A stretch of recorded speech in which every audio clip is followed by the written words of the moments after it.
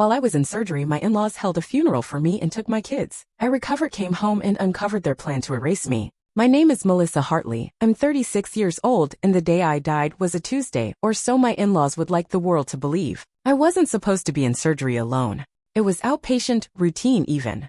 I've been dealing with persistent uterine fibroids, and this was a laparoscopic hysterectomy, scheduled months in advance. The night before, I remember telling my husband Paul, "Don't let them eat too much cereal. Lucy gets stomach aches." He kissed my forehead, promised to bring the kids after school. "Rest easy," he whispered. "We've got you." Those were the last words I heard from him. The next thing I remember was waking up groggy under fluorescent lights, disoriented but relieved to be done. A nurse hovered above me, warm smile, clipboard in hand. "Your sister's on her way," she said. I blinked. "My sister?"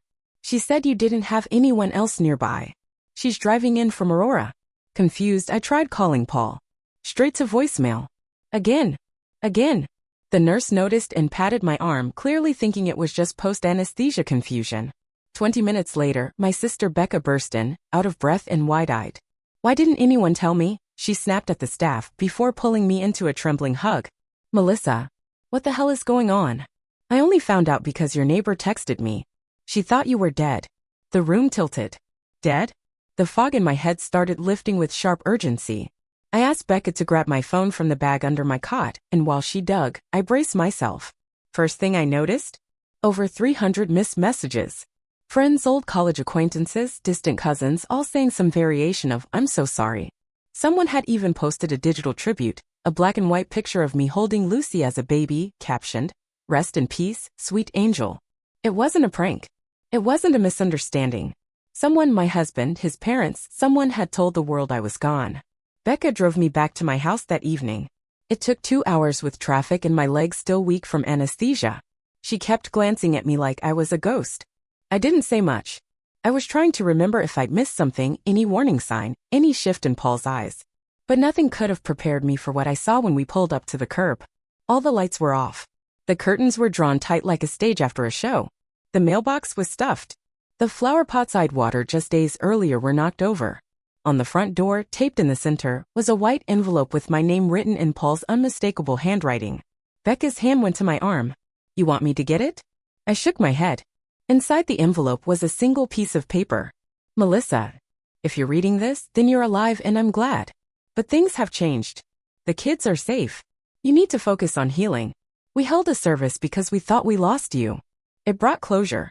We're all adjusting. Please don't contact the kids right now. Paul." Closure. They held a service.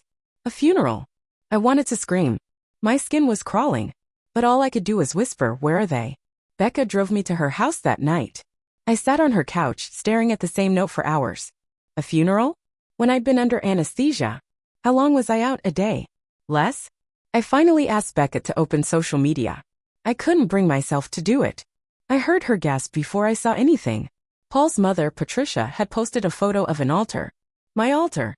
Framed pictures, candles, sunflowers, I hate sunflowers, a pair of my ballet flats, and Lucy's crayon drawing that used to hang on our fridge. The caption read, "We lost our sweet Melissa yesterday. She was a light in our lives. The kids are coping as best they can. We are a family now and we will heal together. We are a family now." I felt something snap inside. I tried calling Paul. Straight to voicemail. I tried the school the next morning. They told me politely, robotically, that since I wasn't listed as an emergency contact anymore, they couldn't provide information. "Are you sure you're the mother?" the secretary asked. I laughed. It sounded like glass breaking. Becca said we should call the police. But what would I even say? Help, my husband faked my death and stole my kids while I was in surgery? There wasn't even a paper trail. Just whispers and lies wrapped in grief. And then came the final gut punch. Greg, our neighbor, kind, elderly Greg who always brought in our trash bins, rang Becca's doorbell with a solemn face. "I didn't know," he said, voice cracking. "I was at the memorial. They said it was a complication. I'm so sorry, Melissa.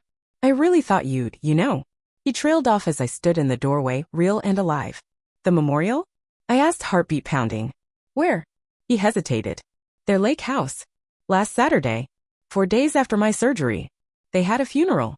At the lake house. With our children. They buried me with lies. I spent the next 48 hours doing 2 things, crying and building a plan. Becca had a friend, an attorney, the bulldog type, who agreed to meet with us. He called what Paul did identity erasure. Told me we needed a paper trail to challenge custody. That I had to be seen. Publicly. Visibly. Alive. So I made a post. Just a selfie. No filter. Puffy eyes. Hospital bracelet still on my wrist. News of my death has been slightly exaggerated. I'm very much alive and very much looking for my children. If you know anything, message me directly. The post went viral. In 1 hour it had over 700 shares. People were shocked. Friends messaged in confusion. Paul's co-workers started unfollowing him. Someone commented, "Wait, didn't they just have a memorial?" Another, "I was at that memorial." The cracks were forming. And that's when I got a message, anonymous account. No profile picture. Just 6 words. They're planning to leave the state. The anonymous account didn't respond to my follow-up messages. No profile photo, no friends, no identifying markers, just that one bomb dropped into my inbox like a match into gasoline. But it was enough. Carla, the lawyer Becca had found, went full pit bull. She rushed an emergency custody injunction through the courts, citing abandonment, misrepresentation, and, as she sharply called it, posthumous custodial manipulation. I didn't even know that could be a thing. It turns out when your husband lies and tells the entire community that you died, and then swiftly moves to erase your name from school records, doctor files, and legal documents, that's not just cruel. It's possibly criminal. The problem? We had no physical proof Paul had taken the kids out of state yet. So we waited. 3 days passed. I barely slept, barely ate. I was living on nerves and coffee and hope. Becca tried to keep me distracted. She'd play old home movies of the kids, or leave little notes around the apartment like, "You are not a ghost," or "They remember you." On the 4th day I got the call. It was the elementary school principal. She sounded hesitant at first, like she wasn't sure if it was really me. "I saw the video you posted," she said. "I didn't know what was going on, but we had some questions after your husband unenrolled both kids and gave us copies of legal documentation. Something felt off. Then I saw your face." Her voice cracked a little. "I'm sorry, Melissa. I should have said something sooner. But the kids are fine. Or they were last week. He said they were moving for a fresh start. We asked for a forwarding address, but he wouldn't give one. Just said they'd be homeschooled. That it was a family decision. Did they leave already?" I asked. A pause. "They're scheduled to withdraw Friday. Tomorrow." My stomach flipped. That night, I barely moved. Carla filed an emergency restraining order and started assembling an affidavit. We needed law enforcement on board. We needed to prove this wasn't some custody dispute, it was a calculated disappearance. And I needed to see my kids. So the next morning, Becca and I got in her car and drove to the school. It was raining. I waited across the street behind the tinted glass. We were betting Paul would show up to sign paperwork, maybe grab last-minute materials. We just needed him on school grounds. That would be enough. At 2:18 p.m., a silver SUV pulled into the lot. It was him. I froze. Paul looked different. Haggard. Like he hadn't slept much either. He walked in alone, head down, umbrella in hand. A few minutes later, 2 small shapes appeared behind the windows, Lucy and Adam. My babies. It took everything in me not to run across the street screaming their names. But Carla had been clear, don't engage. Not yet. Not without a court order in hand. So I sat there, eyes stinging, heart hammering, and watched Paul usher them into the car. No hugs. No smiles. Just a quiet routine, like they'd done this a dozen times before. I whispered to Becca, "Take a picture. Get the plates." She did. By 4 p.m., Carla had a judge on Zoom. By 6 p.m., we had a court order. And by 9 a.m. the next morning, a pair of officers met me at the county courthouse, ready to serve an emergency custody restoration. I wish I could say it went smoothly. I wish I could tell you I walked into the school, held my children, and wept in some kind of beautiful, tear-streaked reunion. But that's not how real life works. Because when the officers knocked on the front door of the Airbnb Paul had been staying in, not the lake house, not our home, but a short-term rental in a nearby town, they found it empty. Clothes gone. Toys gone. Backpacks, toothbrushes, even the stuffed bunny Lucy couldn't sleep without, gone. All that remained was a half-eaten box of cereal, 2 mismatched socks, and a pile of takeout receipts in the trash. They were gone. Again. The officer radioed in a notice. Carla pushed for a missing persons bulletin, citing custodial interference. I gave a statement, shaking with fury. Becca held my hand the whole time. And then 2 days of silence. 2 excruciating days. Until Carla called and said, "He messed up." Paul had tried to rent another Airbnb in New Mexico. Same last name, same driver's license. But the host? She Googled him. She'd seen my post. She called the police. It took less than 12 hours to confirm the address. They raided the rental with a social worker in tow. The kids were there, confused, scared, but safe.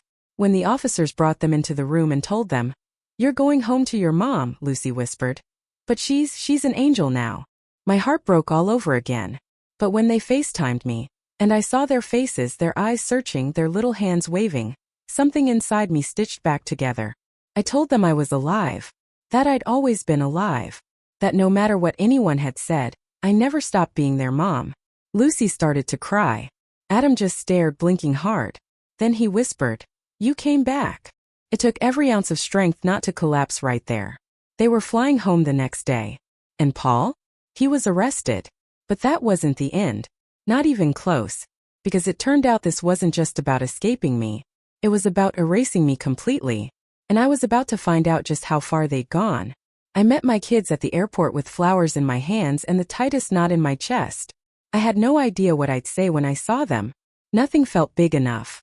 No words could capture the ache of being erased. When Lucy ran into my arms, she was sobbing. Adam, older and quieter at 9, just hugged me tight and didn't let go. I remember pressing my nose into his hair, breathing in the faint smell of travel shampoo and something deeper, relief. But under that reunion something felt off. They were hesitant, guarded, like they were waiting for the other shoe to drop. When we got to Becca's place, Lucy asked if she was allowed to speak to me. "Nana said it would scare your spirit," she whispered, eyes wide. I froze. Nana was Patricia, my mother-in-law, the woman who apparently convinced my children I was haunting them. Carla had warned me this would happen, that there would be reprogramming, as she called it. My kids had been told I was dead, that I was watching them from the next life, that if they missed me too much or tried to find me, they'd upset the balance. They believed I was a ghost. For nearly 3 weeks. It was more than just parental alienation. It was a slow, calculated effort to scrub me from existence. And it worked for a while. Over the next few days, I gently unraveled the lies. I showed them pictures from my hospital stay, texts I'd sent, the name bracelet I never took off. Adam took longer. He asked smart, sharp questions, ones I had to answer through gritted teeth. Why did Dad say you wanted us to move away? Why did Nana burn your stuff in the fire pit? What? That's when I knew something deeper was going on. I started with our old house, the one Paul and I shared before the surgery.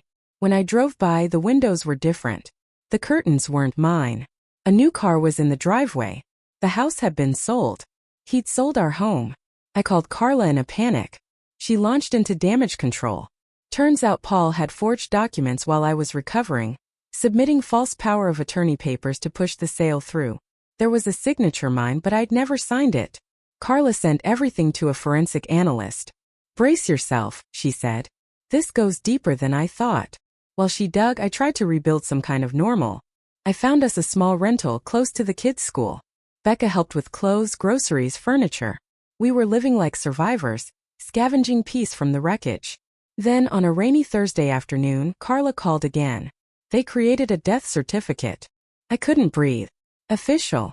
Stamped. Filed at the county office. "Paul claimed you passed away due to complications during surgery. He submitted it for insurance." My jaw dropped. "Insurance? Life insurance," she said. He tried to collect the policy. He wasn't just running. He wasn't just trying to start over. He was trying to profit off my death. He got denied, Carla added.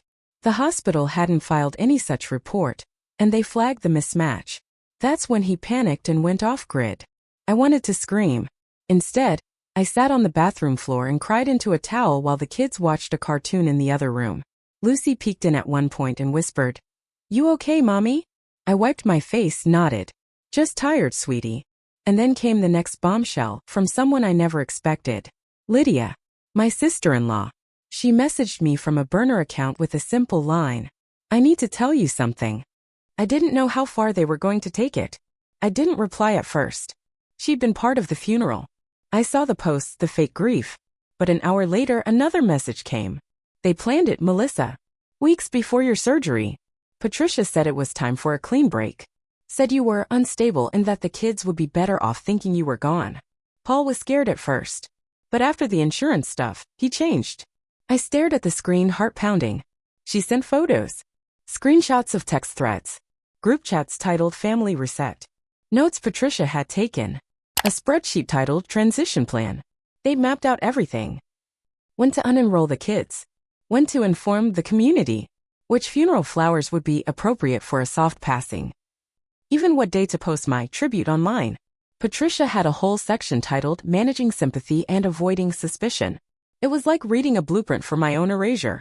I was scared, Lydia said in one final message. But I know what I saw was wrong. I want to testify. Carla lit up when I showed her. With Lydia's cooperation and the forged documents in hand, we filed charges: fraud, custodial interference, identity falsification. A whole legal wall was about to fall on Paul and his mother. But the damage they caused? That was still living in my kids' hearts. One night, a week later, Lucy crawled into bed with me crying. What if you leave again? I held her so close I could barely breathe. I won't, I said. You didn't lose me. You never lost me. But the truth is, some part of me had died in that hospital. And what replaced it? Wasn't the same woman they thought they could erase. Because I was ready now, not just to bring them down, but to reclaim every part of my life they tried to steal. 3 months after I was buried, I stood in court, not in morning black, but in a steel gray suit in red lipstick that said I'm not going anywhere. Paul sat across from me at the defendant's table, eyes sunken, hair unkempt. His lawyer wouldn't even meet my gaze. Beside him, Patricia looked every bit the grieving matriarch of a lie she helped create. My sister-in-law Lydia sat just behind me in the gallery, head bowed, hands clasped tight like she was praying. Maybe she was. The judge looked over the paperwork, then up at Paul. You filed a fraudulent death certificate, knowingly removed the mother from her children's lives under false pretenses, and attempted to collect life insurance on a living person. Do you understand the seriousness of these charges? Paul didn't answer. Patricia leaned over and whispered something. He just nodded once. My stomach turned. Not out of fear anymore, but disgust. The man I once built a life with couldn't even apologize. Couldn't look me in the eye. Couldn't own what he did. The court ruled swiftly. Full legal and physical custody restored to me. A protective order preventing Patricia from contacting me or the kids. Charges filed against both of them. Fraud. Interference. Falsification of vital records. My death certificate officially voided and expunged. That's right. I had to legally come back to life. There's a form for it, by the way. Affidavit of mistaken death. It's real. Bureaucracy even has its own kind of gallows humor. When I stepped outside the courthouse that day, the sun hit my face like a benediction. Becca was waiting at the curb with both kids in the back seat. I opened the door. Adam looked up and grinned. Did you win? I nodded. We all did. But winning doesn't undo what they lived through. That's the part no one talks about. The kids had nightmares for weeks. Lucy couldn't sleep without the hall light on. Adam asked me more than once if I might disappear again. They were too young to understand fraud, but old enough to feel abandonment. I enrolled them both in therapy. I went too. And I won't sugarcoat it, those sessions were rough. Lucy once drew a picture of a gravestone with my name on it in hearts floating above. That's your heaven, she said. I cried for an hour after that one. But slowly things shifted. One morning, Lucy woke up and asked, "Can we bake the muffins you used to make?" Adam started drawing again. He used to love sketching animals, but he'd stopped. Then one afternoon, I found a picture of 3 otters holding hands: Mommy, me, and Lucy. No dad. No Nana. Just us. I framed it. We moved into a small townhome not far from Becca's. Nothing fancy: 2 bedrooms, creaky stairs, and a kitchen that always smelled faintly of cinnamon. But it was ours. I let the kids pick their wall colors. Lucy chose teal. Adam chose navy and gold, like a spaceship. They were building something. A home. A truth. A life. And I was too. One evening, about 2 months after the ruling, I got a call. It was Lydia. I just wanted to say, "Thank you," she said, "for letting me testify. I know I should have done more." "You did enough," I told her. "You helped save my kids." She paused. "They told me you'd been unstable. That you didn't want the kids. That you'd made peace with dying. That stung more than I expected." "I never said goodbye," I whispered. "I never wanted to." There was silence. Then Lydia said, "He's never going to admit it. But I think he really believed what they told him. That the kids would be better off without you." I let that sit for a while. The truth was, I didn't care what Paul believed anymore. I cared about what my kids knew. And they knew now. They knew I fought. That I came back. That I never stopped being their mother. That I never ever stopped loving them. One night, Adam knocked on my door. "Can I ask you something?" he said, hesitating at the threshold. "Of course. What happens if someone tries to make us forget again?" I took a deep breath. Pulled him onto the bed beside me. "Then we remember louder," I said. I reached over to the nightstand, pulled open the drawer. Inside was a stack of photo albums. One for each year since they were born. I'd spent weeks rebuilding them. Reprinting, recaptioning, reclaiming. We flipped through together page by page. His first lost tooth. Lucy's first soccer game. The time we made a blanket fort so big we couldn't see the TV. History. Real messy living history. No one gets to erase that. Not anymore. As for Paul and Patricia, they pled out to avoid jail time. Community service. Fines. The judge called their actions morally bankrupt. They called it a misunderstanding. They've tried reaching out since. Letters. A voicemail once. Even a postcard from Patricia, which started with, "You may not want to hear from us," and ended with, "Family is forever." I didn't reply. Because they were right about one thing. Family is forever. But they aren't mine. My family was asleep down the hall, breathing softly, dreaming of otters and teal walls and muffins on Sunday morning. Alive. Whole. And finally home.